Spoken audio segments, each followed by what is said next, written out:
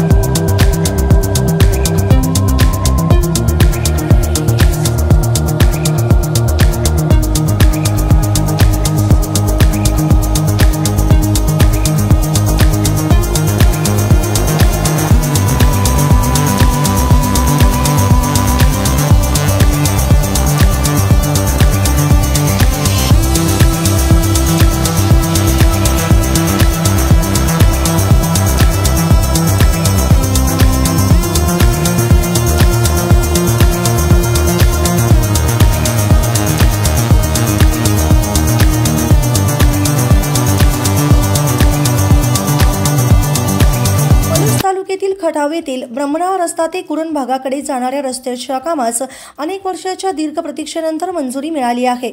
रविवार दिनांक 19 जानेवारी रोजी अनेक शेतकऱ्यांच्या उपस्थितीत सांगली जिल्हा परिषदेचे माजी अध्यक्ष व सांगली जिल्हा मध्यवर्ती बँकेचे संचालक संग्रामभाऊ देशमुख यांच्या हस्ते या रस्त्याच्या कामाचा शुभारंभ करण्यात आला।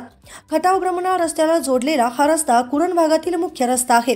याच मार्गाने येथील शेतकऱ्यांची शेतमालाची मुख्य वाहतूक होत असून तसेच रस्त्याच्या दुरावस्थेमुळे या भागात शेतवस्तीवर वास्तव्यास असणारे शेतकरी व शालेय विद्यार्थ्यांना प्रचंड मोठा त्रास सहन करावा लागत होता। हा रस्ता खटाव ग्रामपंचायतीच्या हद्दीत येत असल्यामुळे या रस्त्याचे काम मंजूर करून ते सुरू करण्यात यावं अशी मागणी या भागातील शेतकरी मागील अनेक वर्षापासून ग्रामपंचायत प्रशासनाकडे सातत्याने करीत होते। माजी जिल्हा परिषद अध्यक्ष संग्रामभाऊ देशमुख यांच्या विशेष सहकार्याने व खटाव गावचे युवा नेते विश्वजित आनंदराव पाटील यांच्या अथक प्रयत्नामुळे राज्य शासनाच्या 25-15 या योजनेतून अखेर या रस्त्याच्या कामासाठी 60 लाख रुपये निधी मंजूर झाला असून या कामाची वर्क ऑर्डर देखील मिळाली आहे अशी माहिती विश्वजित पाटील यांनी यावेळी बोलताना दिली। या प्रसंगी खटाव गावचे युवा नेते विश्वजित पाटील, धोंडीराम जंगम, मधुकर यादव तसेच प्रभाकर साळवी, ग्रामपंचायत सदस्या सुविधा चौगुले, महालिंग मंडले, संजय पाटील, रणजित पाटील, सागर चौगुले, अंकुश सावंत यांच्यासह आदी मान्यवर व शेतकरी मोठ्या संख्येने उपस्थित होते। यावेळी संग्रामभाऊ देशमुख यांनी द जनशक्ती न्यूजला दिलेली प्रतिक्रिया पहा सविस्तर व्हिडिओच्या माध्यमातून।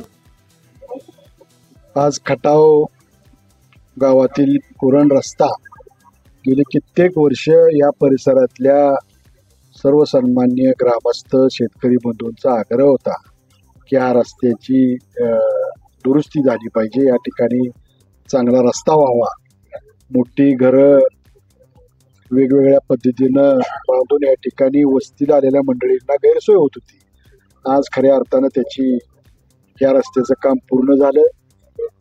आमचे सहकारी विश्वजित पाटील यांच्या प्रयत्नातून 25-15च्या राज्य सरकारच्या असणाऱ्या योजनेतून या रस्त्यावरती जवळपास 60 लाख रुपयाचा निधी या ठिकाणी धरून या रस्त्याचं भूमिपूजन आम्ही सर्वजण या ठिकाणी उपस्थितीमध्ये आज या ठिकाणी करतोय। या गावातल्या विकासासाठी जवळपास 2 कोटीपेक्षा जास्तीचा निधी विविध विकास कामांना या ठिकाणी मंजूर झालेला आहे।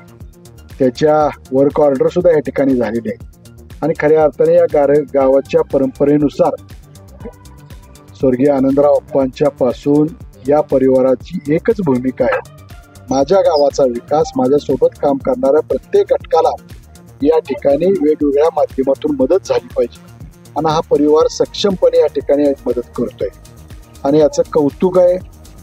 विविध कामांचं येणाऱ्या काळामध्ये या ठिकाणी भूमिपूजन होईल, ही कामं लवकरात लवकर पूर्ण होतील, कारण आजपर्यंत लोकांचा ह्या कामावरती किंबहुना या वेगवेगळ्या कार्यक्रमावरती विश्वास नव्हता। जनतेची फसवणूक व्हायची निधी त्या ठिकाणी मंजूर नसायचा, पण नारळ या ठिकाणी नेतृत्वाच्या माध्यमातून फोडला जायचा. आज तागायत गेली 30-40 वर्षे हा रस्ता प्रलंबित होता. तो रस्ता या ठिकाणी पूर्ण होतोय आणि त्याचं कौतुक किंवा त्याचा असणारा अभिमान या परिसरातल्या प्रत्येक व्यक्तीच्या चेहऱ्यावर आनंद पाहायला मिळतोय. हा रस्ता लवकरच पूर्ण होईल याची मला खात्री आहे. आज आमच्यासाठी म्हटलं खटाव गावासाठी तर नेतृत्व एकमेव आपलं आहे आणि त्या नेतृत्वाच्या विश्वास ठेवून किंवा मतीच्या आमचा एक नेता किंवा नेता विश्वजित पुढे जातोय तर ते सदैव पाठीशी आपण राहावं आपण ते विनंती करतो.